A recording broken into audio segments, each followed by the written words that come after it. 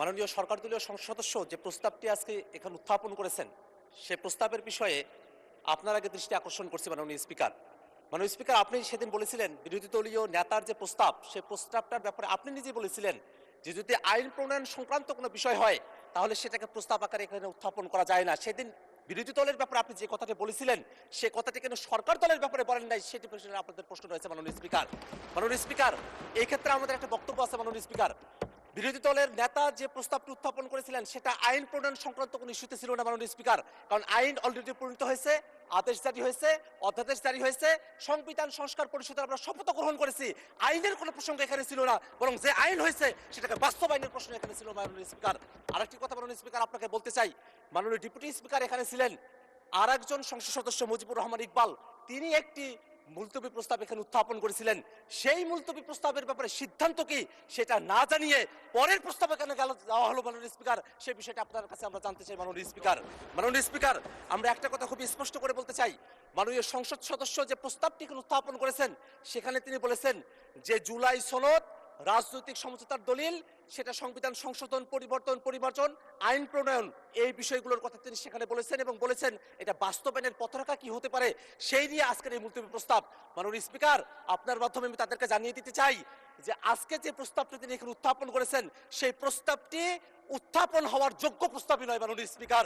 মাননীয় স্পিকার, বিরোধী আমাদের যারা সরকার দলীয় সংসদ সদস্যরা আছেন তারা যে স্মৃতি বিস্মৃত হয়ে গেছেন সেই বিষয়টা আমাদেরকে কষ্ট দেয় মাননীয় স্পিকার।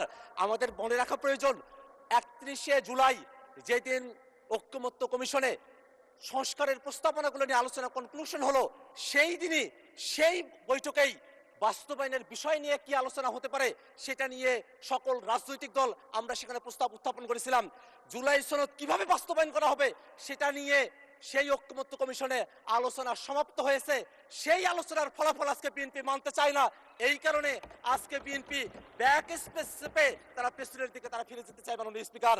মাননীয় স্পিকার, সংস্কারের বিষয়ের যে ঘোড়া সেই ঘোড়া অনেক দূরে গিয়ে গেছে, সেই ঘোড়াকে এখন লাগাম পরানোর চেষ্টা করছে সরকার দলীয় সদস্যরা মাননীয় স্পিকার।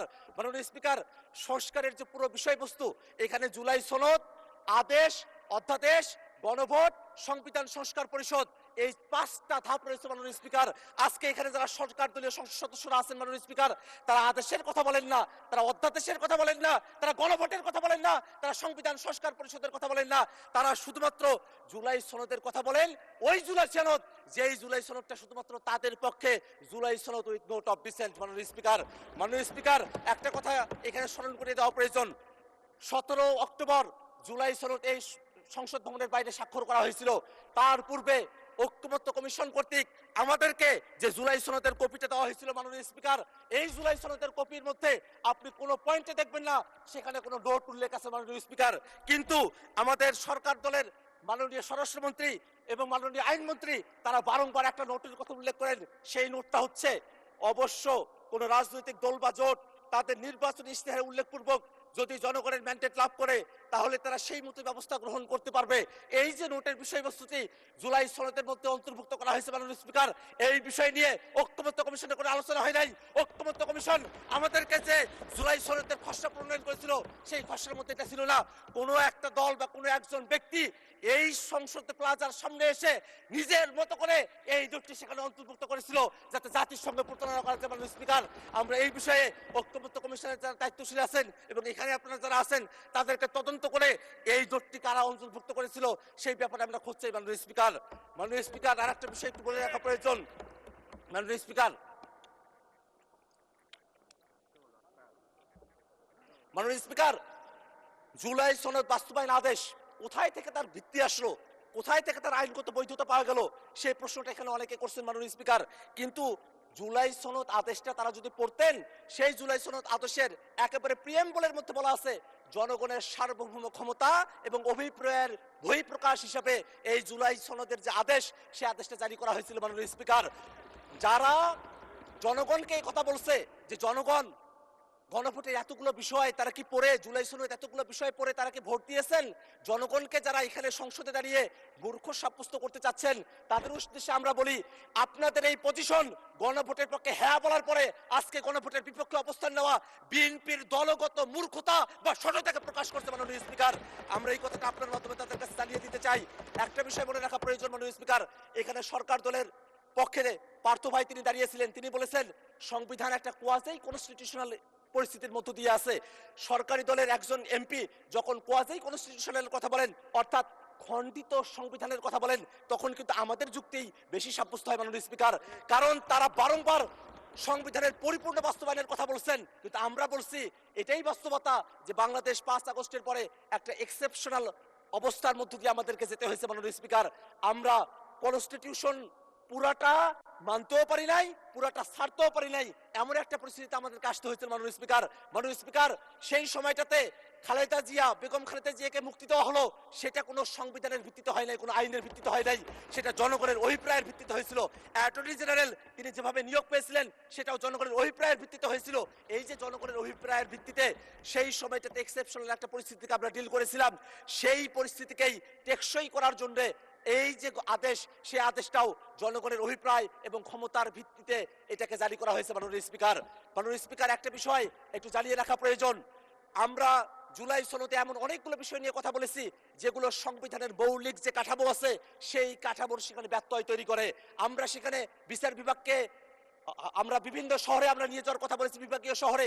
সেই বিষয়ে বাংলাদেশের এর আগের কোর্টে তারা রায় দিয়েছিল যে এটা অসাংবিধানিক। এই ধরনের কিছু পরিস্থিতি এখানে রয়েছে মাননীয় স্পিকার। এমন অনেকগুলো সংশোধনী রয়েছে, এমন অনেকগুলো প্রস্তাব রয়েছে, সংস্কার রয়েছে, যেগুলো শুধু সংশোধনী দিয়ে সেটাকে টেকসই করা সম্ভব নয় মাননীয় স্পিকার। সে কারণে ঐক্যমত্য কমিশনে আমরা জাতীয় নাগরিক পার্টির পক্ষ থেকে দাবি করেছিলাম গণপরিষদের মাধ্যমে নতুন একটা সংবিধান করতে হবে। সরকার দলের পক্ষ থেকে বলা হয়েছিল সংসদের মাধ্যমে সেটা করতে হবে, এবং তারপরে ঐক্যমত্য কমিশনে সকল দল আলাপ আলোচনা করার পরে সকলে মিলে আমরা সিদ্ধান্ত গ্রহণ করেছিলাম যে গণপরিষদ না, সংশোধনা গাঠনিক ক্ষমতা প্রাপ্ত সংবিধান সংস্কার পরিষদ, তার মাধ্যমেই এই বিষয়টা সুরাহা করতে হবে মাননীয় স্পিকার। যদি তারা আজকে সেটা ভুলে গিয়ে থাকেন, সেই ভুলে যাওয়ার স্মৃতিগুলো তাদের মনে না পড়তে পারে, বিটিভিতে সেগুলো টেলিকাস্ট করা হয়েছিল, সেখান থেকে তারা যেন দেখে নেয় কিভাবে সংবিধান সংস্কার পরিষদের আইডিয়াটা সেখানে এসেছিল। এখানে জুনায়েদ সাকিব ভাই আছেন, তিনি তার পক্ষে বলেছিলেন, এখানে নূর ভাই আছেন, তিনি তার পক্ষে বলেছিলেন, এখানে যারা আছেন তারাই আজকে সেটাকে ভুলে গিয়েছেন মাননীয় স্পিকার। এটা আমাদেরকে বড়ই হতাশ করে মাননীয় স্পিকার। মাননীয় স্পিকার, আমি 1 মিনিট সময় বাড়িয়ে চাচ্ছি আপনার কাছে মাননীয় স্পিকার। মাননীয় স্পিকার, ওকে, 1 মিনিট বাড়িয়ে দেওয়া হলো, 1 মিনিটের মধ্যে শেষ করবেন, তখন মাননীয় মাইক অফ স্পিকার, হয়ে যাবে। সংবিধান তো পুরোটা মানা হচ্ছে না মাননীয় স্পিকার। শেখ মুজিবুর রহমানের ছবি প্রত্যেক মন্ত্রীর অফিসে ঝুলানোর কথা, সেটা যে ঝুলানো হচ্ছে না, সেই জায়গার ভিত্তিটা কোথায় থেকে আসলো মাননীয় স্পিকার? এটা তো জনগণ ভিত্তিটা দিয়েছে, সেই কারণে সেটা মাননীয় স্পিকার। আমরা এই কারণে একটা কথা বলতে চাই, আজকে জুলাই সনদের যে আদেশ এবং যে গণভোট সম্পন্ন হয়েছে, সেই গণভোটের যে প্রশ্নগুলো আছে সেই প্রশ্নগুলোর দিকে আমরা একটু তাকাই। সেখানে স্পষ্ট করে বলে দেওয়া আছে সাংবিধানিক প্রতিষ্ঠানগুলোতে নিয়োগ হতে হবে একটা নিরপেক্ষ বডির মাধ্যমে, একটা উচ্চকক্ষ হবে যেটা ভোটের পিয়ার অনুযায়ী হবে, একটা তত্ত্বাবধায়ক সরকার হবে, যে তত্ত্বাবধায়ক সরকার একটা নতুন ফর্মুলায় হবে। এই বিষয়গুলো বিএনপি পালন করতে চায় না বিধায় তারা আজকে গণভোটের বিপক্ষে অবস্থান নিয়েছে মাননীয় স্পিকার। মাননীয় স্পিকার, আমরা খুবই বিনীতভাবে তাদের কাছে একটা কথা জানতে চাই, এই বিষয়টা কোনোভাবেই কোনো বিতর্কের বিষয়বস্তু নয়, এটা কোনো আলোচনার বিষয়বস্তু নয়। বাস্তবায়ন জুলাই সনদ কেমন করে হবে সেই ধাপগুলো ঐক্যমত্য কমিশনে সে আলোচনাগুলো কমপ্লিট হয়ে গেছে। অতএব আজকে যে প্রস্তাবটা নিয়ে আসা হয়েছে এই প্রস্তাবটা গ্রহণ না করার জন্য মাননীয় স্পিকারের কাছে বিনীতভাবে আহ্বান জানাচ্ছি মাননীয় স্পিকার। ধন্যবাদ সকলকে।